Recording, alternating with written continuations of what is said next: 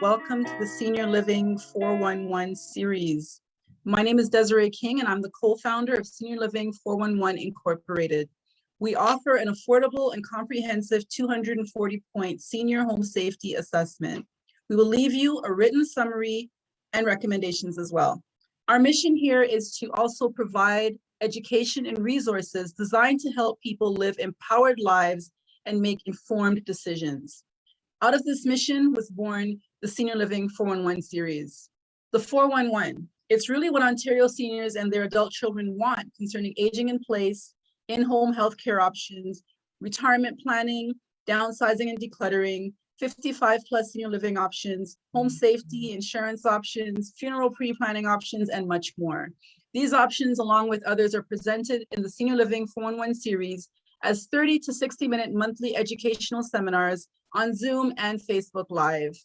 Adults 55 plus, seniors, and caregivers are invited to attend the free Senior Living 411 series to learn the actual facts about issues related to aging.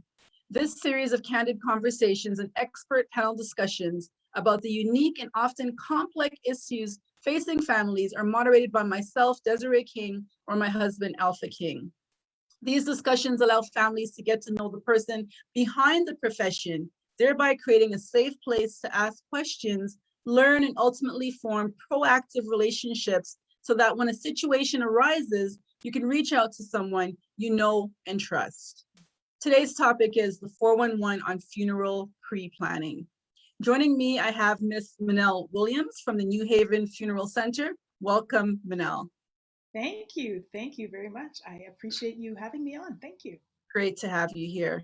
Now, before we jump into it, I'll tell you a little bit about Minnelle. Minnelle Williams is a licensed funeral director, Class 1, who completed her studies at Humber College. She has over 20 years of experience in the funeral industry and is currently the pre-planning funeral director at the New Haven Funeral Center. She focusing on pre-planning, allows her to engage the community through presentations and personal meetings. She brings her warm and approachable personality to these important conversations, knowing how beneficial they will be for the family in the future. So Minnelle, my first question is, tell us your story. What led you towards your path of becoming a funeral pre-planning director? Absolutely. I would love to have you with me everywhere I go, just to read my bio for you before I start. Thank you. Welcome.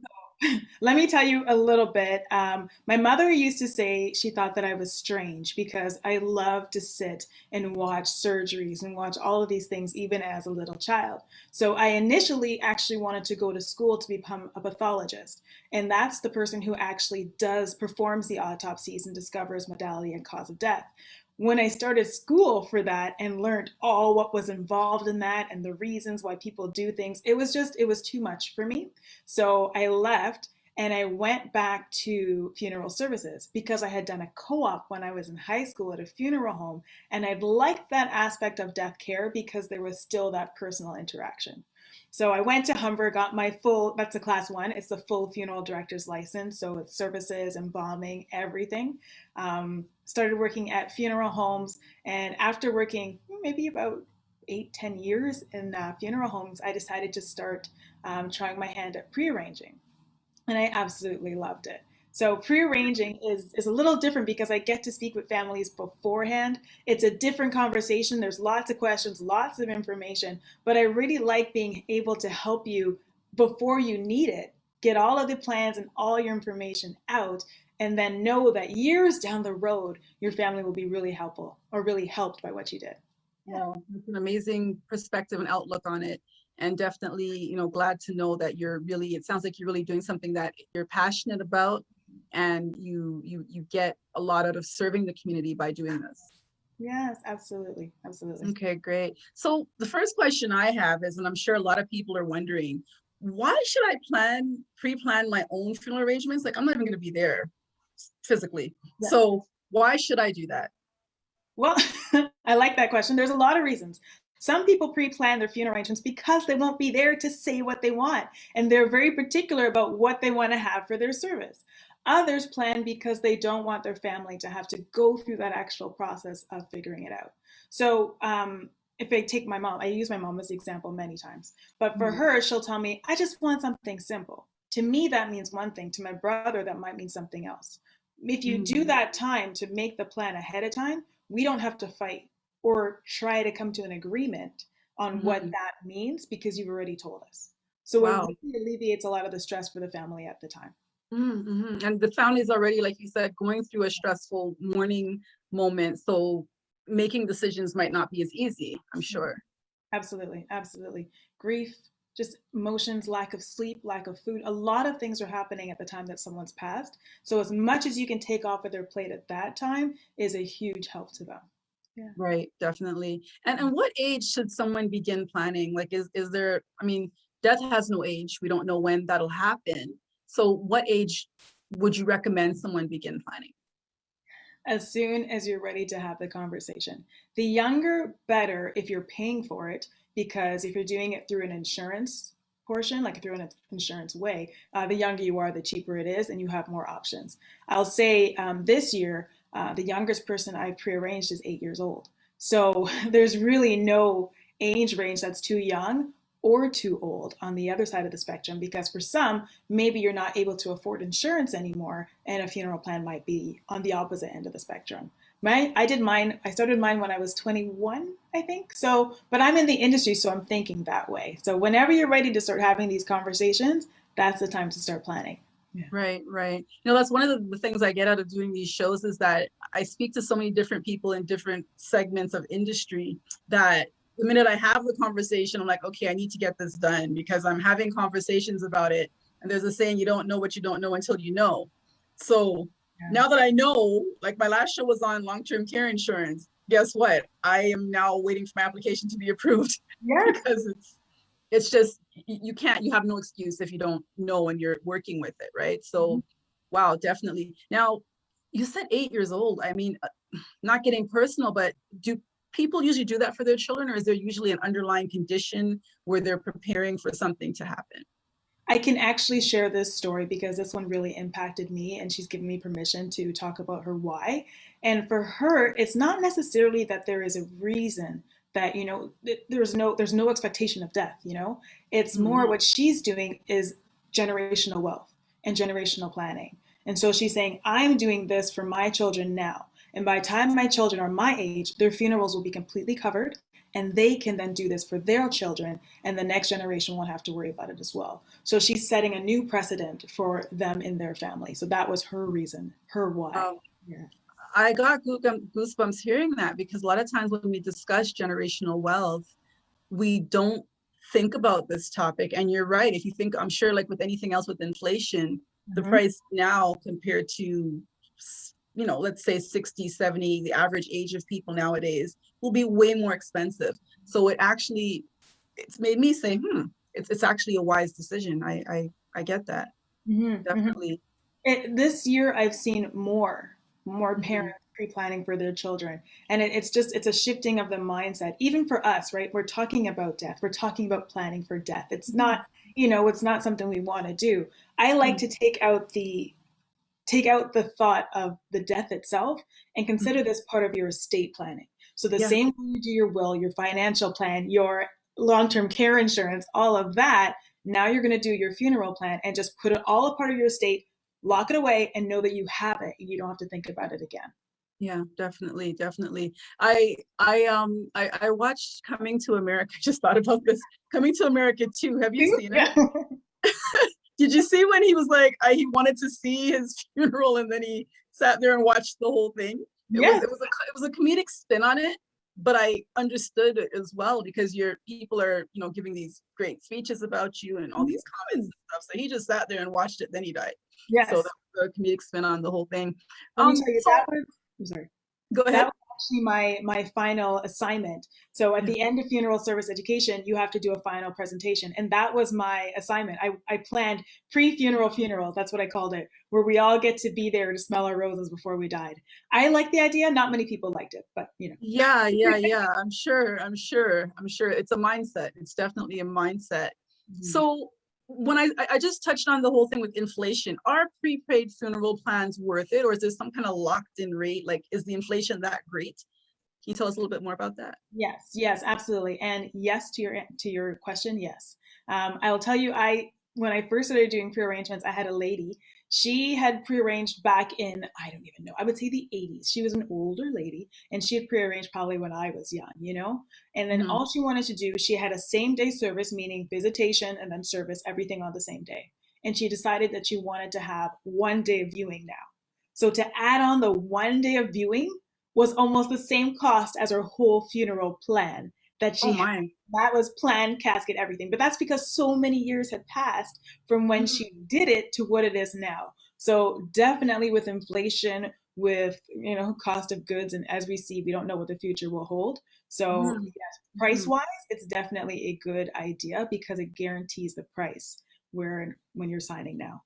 Right, right. And just speaking about that, again, I'm getting questions off the top of my head.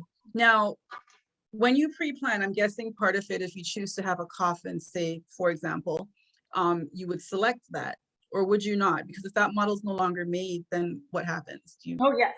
So just a you'll simple question, but just came into my mind. No, absolutely. I go over this in the contract too. So yes, you'll select your casket.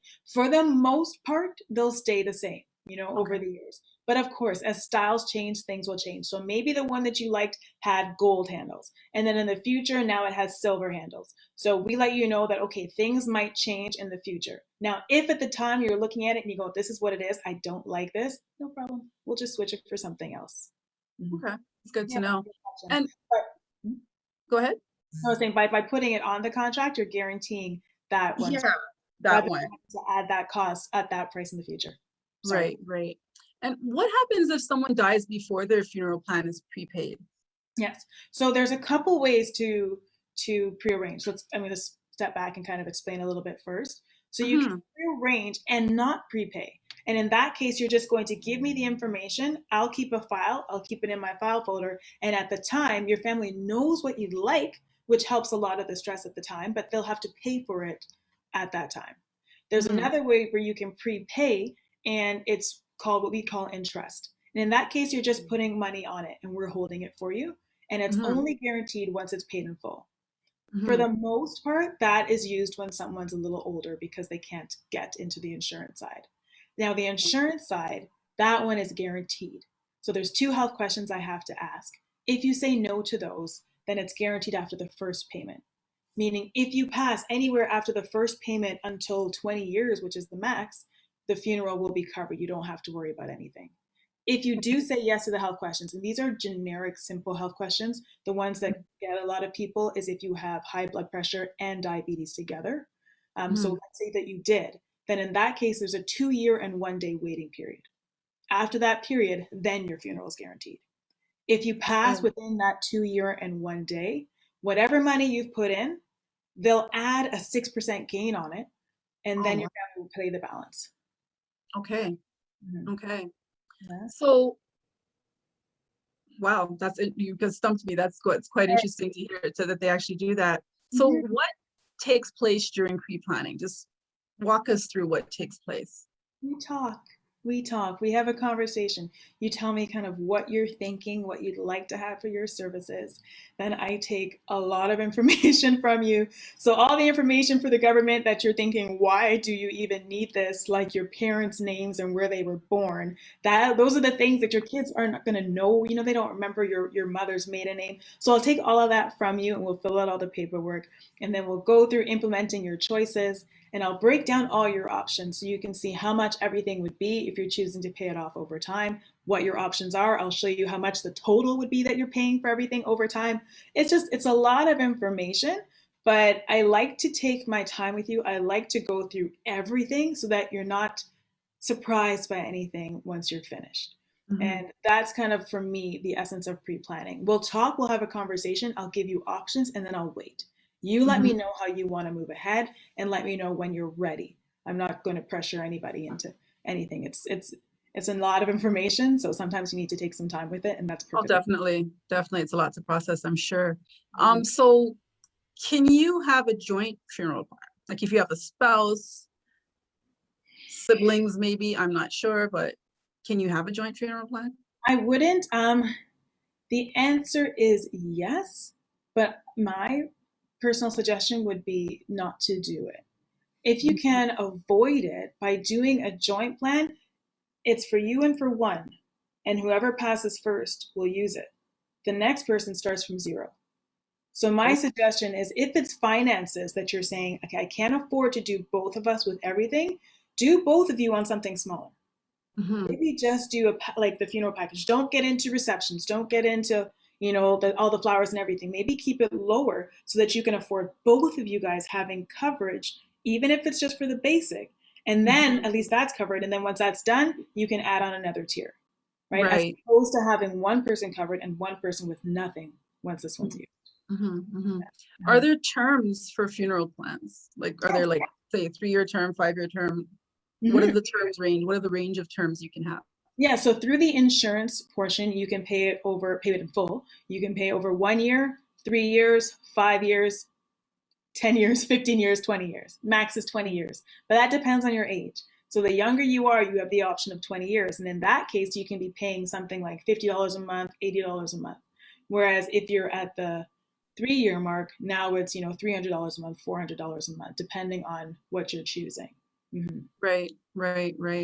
Wow. So on average, just on a range from, say, basic to take it all the way, what's the range in pricing for a funeral? I would say consider for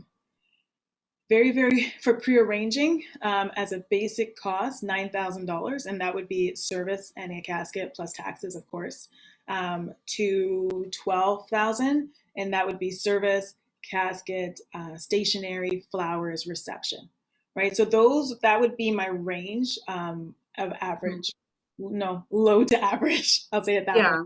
But I would say funerals, it's not. I'd say a 12 would be a good average point, because it depends on what you're choosing. And then once you get the reception in there, and you can actually prearrange your catering as well and all of that. So that's where you'll see the costs go up, but then you're covering up that for whatever will be in the future. Right. And how safe are your funeral funds going to be? Like, what if the funeral home goes out of business? How safe are your funds? Yeah, that is a great question. Very safe. So by law, any funds that are coming into the funeral home for pre-arrangement purposes cannot stay in our account. They can't even pass through our account. It has to go directly to a third party. And that's what's there to protect you in case anything ever happened to the funeral home. So if anything ever happened to New Haven, as an example, then we would have to notify our families, and then they would have the option to move their pre-arrangement somewhere else. The same way, like if someone, my aunt as an example, if she had a pre-arrangement somewhere else and said, oh, New Haven's here now, I want to transfer my arrangements to New Haven, it's not locked in at that funeral home, it's in the third party. So now it's just a matter of moving it over to where you want it to be. Right. And are the funeral expenses tax deductible? You're talking about the payments you're making each month? Oh, yeah.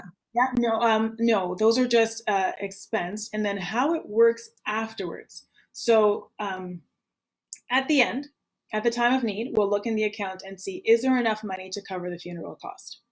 If there is not, we guaranteed it, so we'll make up that difference. But if there's excess funds, it has to go back to the beneficiary. Because of the way that the funds are held, those will be taxable if they're not used for funeral purposes. So my suggestion is always put the beneficiary, whoever's going to be looking after the funeral cost. Because when you're doing a pre-arrangement, I can't put everything on. Like I can't put the clergy fee because I don't know what the clergy fee will be in the future. You'll take those excess funds and use those to cover the clergy fee. That's why I do it that way. So you cover yourself. You're not going to get tax on it because it's just going to go right back into the funeral cost. Yeah. Wow. It's interesting. I'm getting questions coming in. Yes. But it's interesting because I'm asking the questions, then I'm seeing them coming in. So it's like people's minds are going in the same direction as mine. That's why I'm glimpsing down going, wow, that is so interesting. So the third party, is that like a lawyer who has it in trust, or where the funds go? Each funeral home uses their own, like for ourselves, for the insurance portion, we use Assurant Life of Canada. And then for the trust portion, we use Guaranteed Funeral Deposits. Okay. So it's the person that's holding the funds is a direct fund holder. Sorry. Right. Right. Definitely. So can the funeral home guarantee any prices in your funeral contract? So you said, like, for example, was it the clergy? Yeah. So can they guarantee anything or no? Not really. Everything that is on our contract, we have to guarantee. And that's why I can't put everything on my contract. So Right. things like buttons, buttons will be available, but like the funeral buttons, the customized buttons, but I Okay. don't know if in the future we'll still be offering those. So I can't Mm, put those on. Like right now, we're able to, if you want a custom casket, a custom color, we can accommodate that. If you want a custom interior, I can't necessarily put all of those things on our contract because I don't know what we'll be able to guarantee in the future. So mhm. that's the thing where I'm like, I can do most, but not everything. So the clergy fees, those I don't put on contracts as well. So you just said custom on caskets. Like, Yeah, how much can you customize a casket? as much as you want. So if you wanted to have, we've had families put names and dates of birth, have that stenciled on or etched on a casket, we can do that.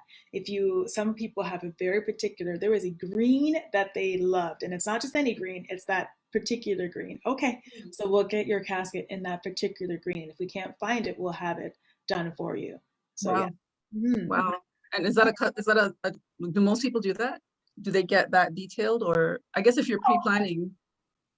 That's more of an at-need thing, I would say. At the Okay. time being, when someone has passed, then yeah, there's certain things that will stand out to you. And does everybody do that? No. But I think the more that we can personalize funerals towards and about the person who has passed, the better it is for families. So if there's like songs, if they're a big TV or sports fan, bring all of those things in so that we can really celebrate their life. Some of those things we can pre-plan. Some of these things are going to be done at need. Pre-planning tends to be more of the skeleton and having the fun. Right. The details will come in afterwards. But Right.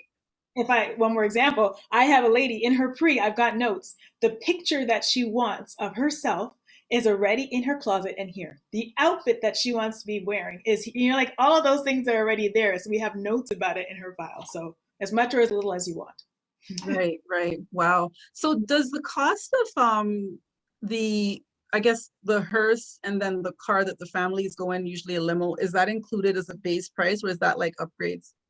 So in our package, we have the lead car, the first car, our administration vehicle in our package, the hearse where the body is, our transportation vehicle, that's what brings you from hospital place of death to the funeral home, and our Mhm. flower vehicle, which takes the flowers to the cemetery.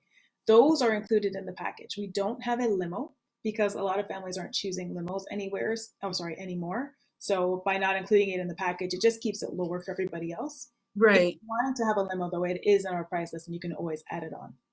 Okay.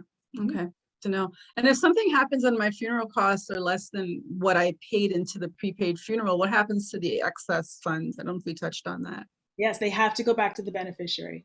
So legally, we can only use what is on our contract. So anything extra goes back to the beneficiary, and that's where we were talking about the taxable. Right. So that's where Right. you want to put it at the beneficiary. Minnelle's suggestion: you're always welcome to do whatever you'd like. So whoever your beneficiary is, they'll receive those funds. What some people will do is then take those funds and just use them to cover the rest of the costs that will be added at the time. Mhm. Okay. I have people asking me where can they get more information, and I will share a screen with that at the end. Mhm. Again, we're speaking to Manila Williams, and we're discussing the 411 on funeral pre-planning. So what are the key elements of a funeral? Like, what are Oh, the key must-haves, I guess, so to speak, if you take us through the process? of a funeral or a funeral pre-plan, if I can clarify. Uh, Funeral pre-plan. Okay. So for a funeral pre-plan, the key elements will really are information that I need to gather. So talking to me about the vital statistics, those Mhm. are your details that I need for the government. So your name, date of birth, what you've done for your life, social insurance, all of those vital statistics, that is Mhm. part one. And that's the information gathering that's hard for your family at the time because they might not have easy access to all that information. Right. Part two is your service desire. So letting me know what kind of service you want to have, where you want to focus, what kind of desires you have for the funeral service in and of itself. And then part three would be I guess there's four. Part three would be the products. So I'd like this casket, I'd like this vault, I like stationery like this. Oh, I can show you. I've got different things that I'd like to have, So those would be number three. And I guess the fourth pillar is funding. So whether you choose to pay for it or not, and how you'd like to do that. Mhm, In essence, mhm. if you get all of those done, you have a pre-arrangement, which seems like a lot, but it's not too bad. I would say a pre-arrangement would last about an hour and a half per person. And then how long does it take to actually, like, does everyone get approved for this, or is there like a credit approval process? How No, does that work? no, yeah, you're approved right away. It's just a matter of whether you say yes or no to the health questions when your funeral is guaranteed. That's the only difference. Yes. Although I And will say during COVID, sorry, it takes a while for some of the paperwork and all. You're already, it's fine, but the paperwork might take a minute for some to come. right. And that was actually one of my questions.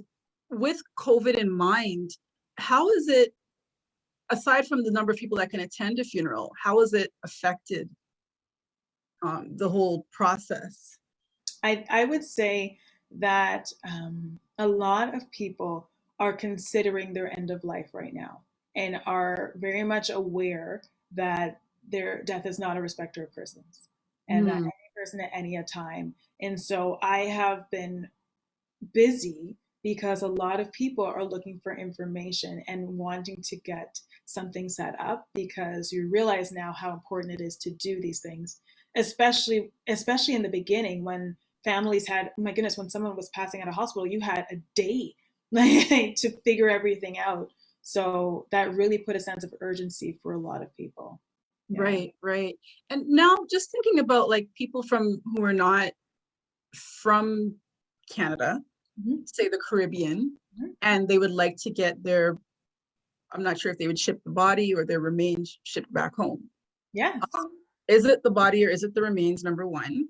And number two, can you also pre-plan for that shipment as well? Yes and yes. So the body can go back home. We have homegoing packages that would include viewing if you wanted to have a viewing here, a service if you wanted to have a service here, or nothing here at all, and just sending your loved one, your body, back home. You also have the option of sending the remains, as in cremated remains, back Mhm, home. In that case, you'll be carrying them with you. We mhm. don't, we can't ship cremated remains anymore, but yes, you would carry them with you. Now, Okay. yes, you can prearrange that. Again, like we're talking about certain things that I can put on the Yeah. contract. I can't put the airfare on. I can of Right. course give you a price breakdown so you know what it is today, but at the Mhm. time you'll just be covering those costs.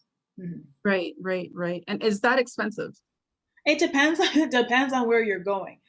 So, if you're, as an example, if you're going to Jamaica to send a loved one home, is about $1,500, right? Okay. Whereas if you're going, where did we just look? I think it was I don't want to quote the wrong thing. I can't remember the country, so forgive me for that. But I believe it was Mhm. about $4,000 for the flight. So it just depends on where you're going. The further away, of course, the more expensive. Is it the same class or are there different classes in It's distance. It's distance and weight. distance? What makes Okay, I thought it was different classes of no, flying. no, Mhm. because human remains must travel in cargo. So Okay. it's the same shipment process. It's just the distance. Yeah, and Wow. different carriers have different pricing as well. So yeah. Mhm, Oops. mhm, mhm. Definitely. So can you choose who you want in attendance at your funeral in your pre-planning? Different question, but Woo! Okay, I'll tell you it this way. I've had this question before actually too. You can state your preferences. It is okay. important to know that whoever you select as your executor is the one who will be speaking for you once you have passed. So you can select your preferences. It is then to the family to carry out your wishes. Right, Um, and I leave it at that because right. yes, you can, but whether your wishes are followed or depending, it's similar to if you decided that you'd like to have there's certain things like I was like if you've decided that you wanted to have a closed casket for a period, you know, because you're not sure what you're going to look like, and then Mhm. your family come in like you wanted your family to see, and they decide, oh my goodness, she looks amazing. Okay, we can leave it open, you know. Right. Whereas they have that flexibility to make different choices than what you might have arranged because they know your heart and your reasons for making those choices. So if Mhm. that helps, like yes, you can prearrange that, but to an Mhm. extent. Okay. All right. And if someone say were to like how right now, for me example, I'm in Canada and I decide to say move to some place somewhere in the Yes. future. Yes. Is your contract transferable? Like, do you have affiliates worldwide, or how would that work? So two things I would say. One, if you're moving somewhere else and you want to keep the funeral plan, you can, and then just have it paid out. So let's say you went back home, right? Or you, okay, it was me. If I went to Antigua and I wanted to stay in Antigua if I passed there, then I would just say, okay, pay it out to either my beneficiary or to the funeral home in Antigua. So you have that option if you want to just keep the funds there. Everything's already set up. If you're transferring, and I think I alluded to this, you can do that where you can transfer from one funeral home to New Haven, as an example, if you wanted to do that, because your funds aren't tied to a funeral home. Yeah, yeah. With third parties, so you can do that transfer if you wanted. Okay. So is there like a, I guess, a network of third parties where they like, it's like kind of like they work with each other, or does it have to be within the same network, or can it be to any other home? If that question makes sense. Yeah, yeah.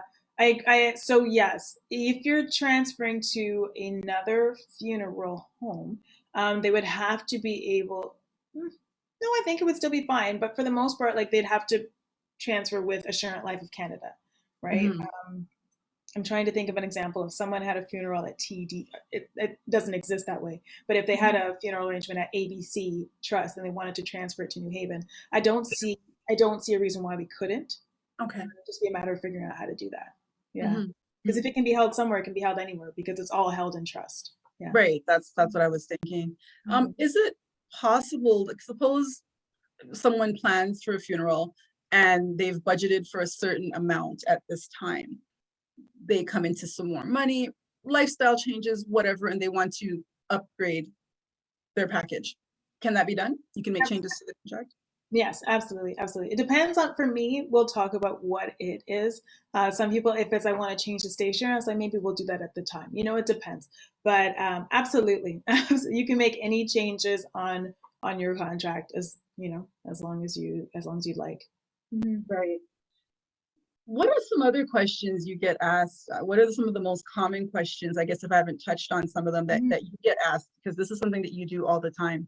Yeah. So what are some of the questions that I might not even have thought about that I should consider when looking at my funeral pre-planning options? One of the big questions I get is, I have insurance. So if I already have an insurance, do I need to pre-plan? And for that, I can say yes, maybe.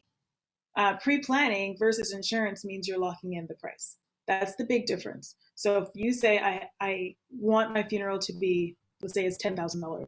I want it to be $10,000. I'm going to pay it off and I know it's covered. Versus if you have insurance, you want your funeral to be $10,000.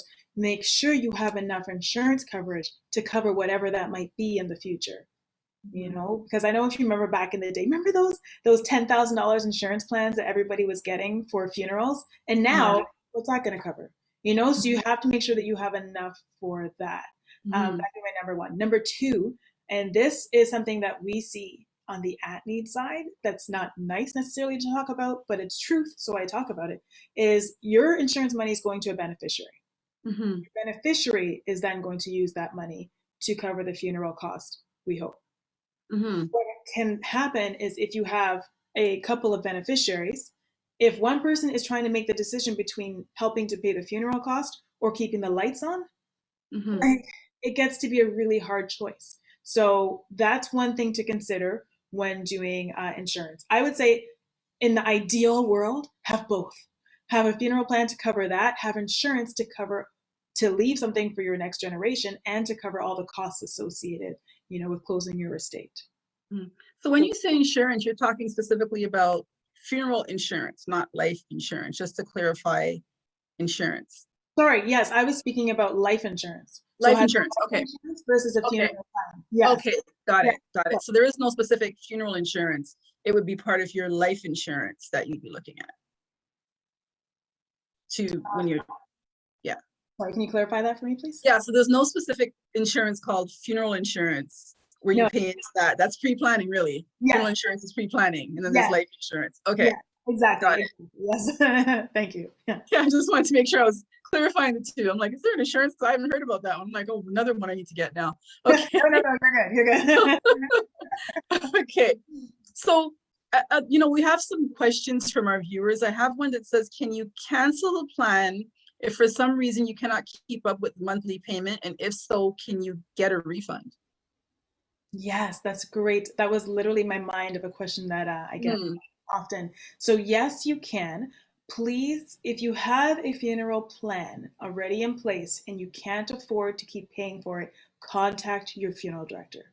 Let us know. Because what we can do then is say, all right, let's reduce the services. Let's you've arranged for the service, the casket, the this, the that, the that. Let's cut it down to the minimum that matches what you have in that account so that we can save your funds for what you've already paid for. Because if you just, because what has happened is people just, I can't afford to pay for this, so they just stop paying for it. And in doing so, it's an insurance company, they'll take their money until you've got nothing left, right? So you have to make sure that if ever you're having issues paying for it, contact me. And then I will work with you to make sure that you can still get something covered. And then, yes, you can cancel it. Of course, you can cancel any funeral plan. There can be a penalty if you choose to do so. The same Right. way, conversely, let's say we talked about the different payment plans. This is going to get a little extra information, but good Okay. to let's say that you decided I'm going to do this on a 20-year payment period. And then you decide, oh, you know what, you're 6, you've come into a lot of money, you just want to pay it off. It's kind of like an insurance, like a mortgage. So you don't have the flexibility to just put money on whenever you want, but you can pay it off at the next payment period. So then you could pay it off, let's say it's year 6, then you would pay it off in year 10, right? So that kind of, there's more details to it, but in the Mm-hmm. form, that's what that would be. So on the flip side, I just thought about this. What if someone selects, say, a 5-year term? They're young enough, they select the 5-year term. They realize that they're not able to keep up with that. Can they then change and extend the term, or are you locked into the term once you decide on it? That's a good question. I don't see why not. Okay. It depends on your age. Depends on your age, But yeah. maybe if 5 years was the max that you could do, that's the max that you can do. And it will be based on your age at that time. So, Okay. if you were just at the cusp and now, you're a little older, then it's the max at that age. Yes. That's a great question. Yeah. I got you. I was like, hold I on. told you my mind was going to be going during this, and I come up with some Nope. questions that are like, what? Yeah. I love it. So now between a traditional burial in a coffin in the ground and cremation, and I'm not sure what the proper name for it is, where they put you in the wall. Entombment. Yes. What are the rating in pricing, I guess, as far as what's the cheapest and what's the most expensive, and how does one decide which one they choose to do? So I'll tell you one thing on the funeral home side, all the same, Oh, right? They can be okay. different and they can all be the same because you can have a traditional funeral in each one of those scenarios, right? So it depends on what you're choosing. Some people, if you don't want to have your body present and you're thinking, I want just a memorial service, not just, but if you'd like to have a memorial service, in that case, it can be a little less. But it depends again on what people are choosing. It can still be the same. On the cemetery side, the cremation costs would be cheaper. I can't give you all the costs at the cemetery just because I'm at the funeral home, but to give you an idea, the cheapest would be cremation because that's most economical. After that, you have the burial costs, and then after that, you have the cost of the mausoleums. Those are the most expensive. Why you would choose each one is preference. Some is tradition, some is preference, some is finance. So some people like the idea of scattering cremated remains or being able to keep mom close. So then you can actually keep the cremated remains at home, right? Those Right. are some reasons that people choose cremation. Burial is traditional, right? So we can Yeah. go to the cemetery and visit if we choose. Entombment, actually going into the wall, that's it's not newer, but it's different. I shouldn't say different. Either way, entombment is another option. And in that case, some people choose it because you're inside. Family can come and visit anytime and they're not getting rained on. So it's nice to be inside and to be able to see mom in the wall as an option as well. Mm-hmm. Right, right. And I just thought of something. I realized that there is a distinction. So when I'm thinking of funeral, I'm thinking the whole thing, but there's the funeral side and there's the cemetery side. So when you pray for your funeral, Mhm. Is it another option? Because I see the ads all the time, prepay for your, choose your spot and prepay for your spot at the cemetery. So are those two different things you need to do? Pre-plan your funeral and pre-plan your resting place? Yes. Oh So my. we're Mhm, under two different governing boards. So mhm, you'll always have to have a funeral home contract and a cemetery contract. So yes, mhm. you'll have to do both. So keep that Wow. in mind also when you're looking at funding, so you know, okay, how much can I afford each month? Wow. Mhm. So do you assist in that too, or is that something that an individual has to research where, if they're choosing to say be buried, where they're going to have that happen? Oh, we can talk to families about different options just because we're familiar with lots of the Yeah, cemeteries and crematoriums and all of that throughout the city. So we can assist you in that decision, absolutely. right, right. Wow. And what's the average cost of a plot? Do you know that offhand or no? That's not really your, I wouldn't want to say that because okay. Yeah. I might be very wrong and then surprise someone. I would say consider it about the same, right? Okay. Like Wow. still, like if your funeral cost is 10, the cemetery could be about the same. But again, that really changes depending on your plot. Some are the flat markers, meaning you go to the cemetery and you look down. Some are the upright markers. I could even be saying the wrong name. So if I am, Yeah, I yeah. apologize. You're But fine. those ones that are upright are more expensive because you can see them from the car as opposed to having to get out the car and go down. So it depends. All of that will make different costs at the cemetery. Right. Wow. Okay, so much to think about, but I know you've definitely cleared my mind on a lot of different questions that I have. And definitely, everyone, this is just a conversation to get your mind thinking, like how my mind has gotten thinking. A lot of our viewers have been shooting me questions like crazy, popping up on my phone. The goal is to get you more comfortable with this. It's not something we all want to talk about, but it's a fact of life. So it's a topic that we're broaching, but definitely one that if you want to get deeper in, because there's a lot more questions that can be answered, we just don't have the time. And there's so many different options, I'm sure, and what you can do, that you would definitely have to reach out to someone like Minnelle, and I will share her information yourself, just to be informed. The goal of this show is to inform you, get your mind started in that direction, and then you can take it from there. Minnelle, before I, wrap it up with you, I don't have any more questions coming in. What advice would you give to a young person who's considering a career in the funeral industry like yourself? Ooh, yes. Oh, yes, absolutely. My first piece of advice, actually, I just met a lady whose daughter is looking into it, is to go to a funeral home and spend some time. In this Oh, program, you have to do observation hours before you're mm, even admitted into the program. And that is so important because funeral services in your mind is not necessarily what it is in practice. There is a lot more, there's just so many interesting parts of funeral services. So mm, spend time at a funeral home and just see what it's like. And if you can, go to different funeral homes as well, just so you can see different experiences. Because I can assure you that my experience working at one funeral home versus being at New Haven is very different. So mm, that's number one. Number two, speak. You can talk to me, talk to a funeral director, and hear what it's like for us on our day-to-day experience. Listen, our hours, our on-call experience, what's a day off? Like those kind of things are part, especially right now, are part of funeral services that you don't necessarily think about. So that's also something to consider. Um, mm. yeah, just get to know us, get to know what it's like to be in the industry, and then go for it. Don't be afraid. I know people are afraid of the stigma, like it used to be, oh, you're a funeral director. I don't want to do that.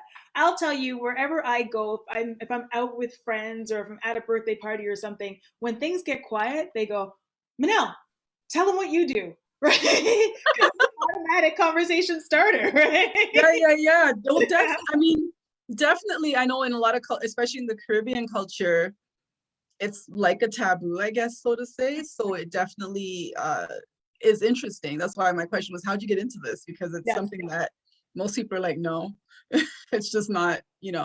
But that leads me into my next question, though. When we first spoke, and we spoke before we had this interview, Mhm. you said something to me that shed a whole new light on your why, about what brings you joy in your job. Can you please share that with us? Because I think a lot of people need to hear that.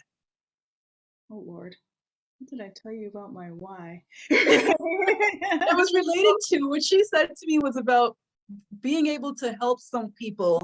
Okay, I was like, which why? I have a couple whys. So Yes. yeah, so for one of my number ones is being able to do something for someone that they can't do for themselves. Being in funeral service, especially doing the pre-planning, it's I'm sitting down with you in a time that is difficult, that is uncomfortable, but we're doing this now, doing this uncomfortable act now, knowing that in the future, down the line, like there's the thank you isn't here. This is just the first part. But down the line, when your children, when whomever has to look after the arrangements, Mhm. their thank you, their ease in this process, they all they have to do then is grieve. And Yeah. that for me is pivotal. Because to use myself as an example, when my grandmother passed, it was when the hurricane was happening in Florida. We were Mm. over here. I was at the airport trying to go down when they closed flights and I couldn't get down. My mother was down. It was just a whole lot of stress because we couldn't get there to make the, Right. and this is before, not before the digital age, but like we just, now COVID has forced us all to be able to do things online, whereas then it wasn't possible. My Yep. grandmother had prearranged everything. So we didn't have to Wow. worry. All that they told us many times, listen, she's got everything covered. You Wow. just take care. We'll let you know when we're open. She's fine. Everything's fine. It's covered. Do you know Mhm. the stress that that takes off when you don't have to worry about any of that? Yeah. That's why I love prearranging. Wow. That's why I do this, because in that moment, that's the stress I want to take off for families. And all you have to do then is grieve. Wow. Wow. That is so powerful. Now, you mentioned you had some other whys. Do you care to share one or two of My them? other why I do what I do. Well, I think the funeral, I guess the funeral aspect of it, the why is making somebody, that's the other part, is making somebody beautiful. You know, like I don't do as much embalming now as I did when I first started. But Mhm. in that case, there is nothing you can do. You know, the loved one, once you're deceased, there's nothing else. But if I can give you that solace and looking at mom and saying, oh, she looks like your last picture might have been seeing her in the nursing home or seeing her in the hospital with Mhm. tubes and all of that. And then if when you arrive, you can say, she looks at peace, done, Mhm. done. Wow. Yeah, yeah. It doesn't matter how long that took. That right there is absolutely worth it. I tell you, it's a interesting career choice, but it Mhm. is so rewarding. It's for Mhm. those who are, it's not for everybody, but for those of us in it, yeah, it's Mhm. very rewarding. Hmm. Mhm. Wow. So, what's your favorite quote? My favorite quote? Yeah, I just went off another slide. What's your No, favorite I quote? like it's right there. I have it hanging over my door. Okay. When you come to the end of all the light you've ever known, and you're about to step into the darkness, faith is knowing one of two things: there'll be something to step on, or you'll be taught how to fly. That's my number one. Wow. Can you say that for us one more time? Oh gosh, I'm gonna try. Right? When you come to the end of all the light you've ever known, faith is knowing one of two things: that there will be something to stand on, or you'll be taught how to fly. And Wow. my reminder that have faith, that was my grandmother's phrase, have faith and trust God. That's all she, every time you talk to her. So for me, it's like, just know if I've done everything I can do, have faith, step out. It will be there. We figure it out as you go. Yeah. Amen to that. Amen to that. I have just two quick more questions for you. Any Yeah. comments on virtual funerals? Do you know what I would say? It has brought so many people together in a time, Mhm. like you'd think that it would be weird, but now grandma can attend the funeral. Now cousins who normally would not have been able to be here or be a part of it, are able to attend and are able to be Yeah. part. So is it ideal? Is having 10 ideal? No, definitely not. But it has given us options that we're going to carry using moving forward that I think will be very helpful for families. So Mhm. yeah, Mhm. it is a good thing. Mm. Exactly. Exactly. And someone else is asking, does the industry pay well? It depends where you are. It depends where you are. Honestly, I've been in this industry, as you know, a long time. I have workplaces that um, and then I've worked other. It depends. It depends. It's like Mhm. anything, right? It depends on where you are and what you're doing. And It obviously with experience, I'm sure, experience helps as well. it depends where you are. Yeah. Depends on where you are. Yes, I Right. will. I will say that if you're thinking about getting into the industry, balance the pay with a schedule, because I like working shifts, but I know I've in my years I've worked shifts that have gone from Friday to basically Monday. So and that's like over to like those. It depends on kind of what you're Yeah. interested in. So it's a Yeah. it's an interesting industry. You feel free to. I think I try to put my email quickly in the chat there. So. Yeah. I never even thought about that, about it's a 24-hour business. So Yeah, they're yeah. working So shifts. most funeral homes aren't open, No. aren't staffed Okay. 24 hours, but our phones are answered 24/7. Okay. I Okay. do have Wow. one thing I didn't mention that I do want to mention about planning ahead, and because we were talking about being overseas, Yeah. and one thing that people also like, it's a standalone option, is a travel plan. And that Oh. is, let's say that when we're able to, you're anywhere outside of the kilometer radius of the funeral home. So let's say I've gone to Antigua or I'm in Cuba or something like that. And if I Mm. pass there, it is another insurance option that brings you back in case of death. So it will cover the costs Mm. at wherever you Mhm. are, the funeral home costs there, and it will bring you back to Canada. If Mhm. someone needs to go to look after the arrangements there, it will also cover that and then Wow. bring you back. So that is an option. It's $595. That's just a standard option that you can have, whether you get a funeral plan or not. If you're looking at traveling and you know you want to come back home, then that is the option. If you have a funeral plan and you want to stay where you lay, as they say, then in that case, it will just be paid out to the funeral home or to your beneficiary. Wow. That's actually a good point. Thank you for mentioning that. Mhm. How do you unwind when you're not working? That is such a good one. I think this year has really been a lot for us, right? Because we're funeral services, we're almost like the forgotten essential worker. Like nobody thinks of the final line of defense, as we're called. So it has been a lot of us kind of banding together as a team. And I'll say that about New Haven. Like we say New Haven family, and we mean that. Whereas we can come and just say, how are you doing? Like I've had days where I've just come in and been like, I am so overwhelmed. And then together, we'll just be there. We'll take a moment. We'll support each other in that. When Mm. I come home, I was just talking to my friends yesterday about box breathing, just kind of that calming breath, like you inhale, hold it for 4 seconds, and then release it slowly, just to kind Mhm. of help me calm down in the evenings. I journal. I like to do like a gratitude journal just to be thankful, because we say it every day and we know, like I know what it's like as a funeral director walking in. The first time I saw somebody my age, I was like, whoa. Yeah. Now I see people my age all the time and younger. So I know that if I'm here, if I'm speaking and I have breath in my lungs, it is a blessing. And I know Mm. that this moment is something that I don't want to take for granted. So I Mhm. really try to remain present. I really try to be grateful in each moment, because as we say, every day above the ground is still a blessing. Yeah. Wow. Wow. Wow. Minnelle, it's been such an informative show talking to you.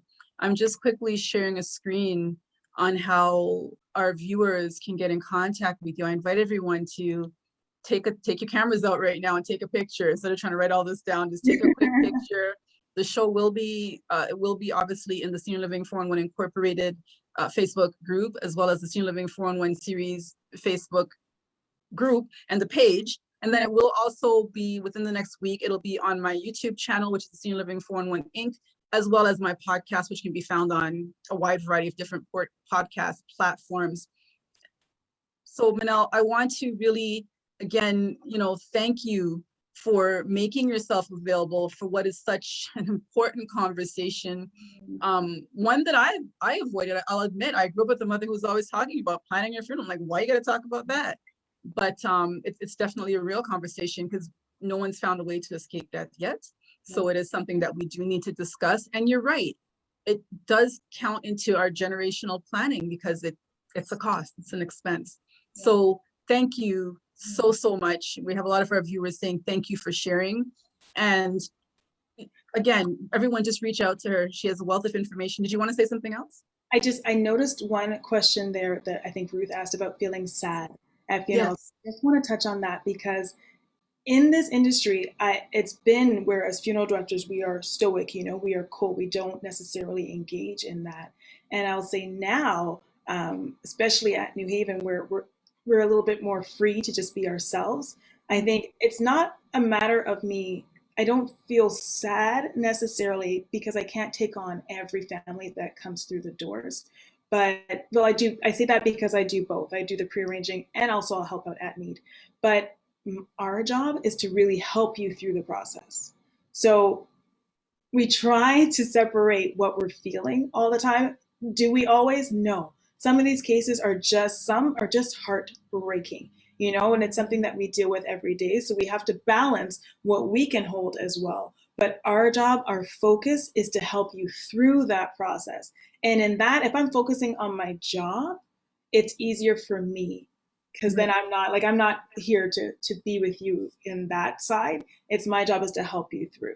So if that helps answer your question, yes. So no, there's not really very much crying with families. I'd say that's not something that we do, but it's really empathizing with what you're going through and helping you as best we can. And before all of this, people would come back, funerals would be done and they would come back just to sit and talk with us because you feel comfortable because that's where your loved one last was. And to me, that's a testament to our service and just to the comfort that people feel because you're really part of the community.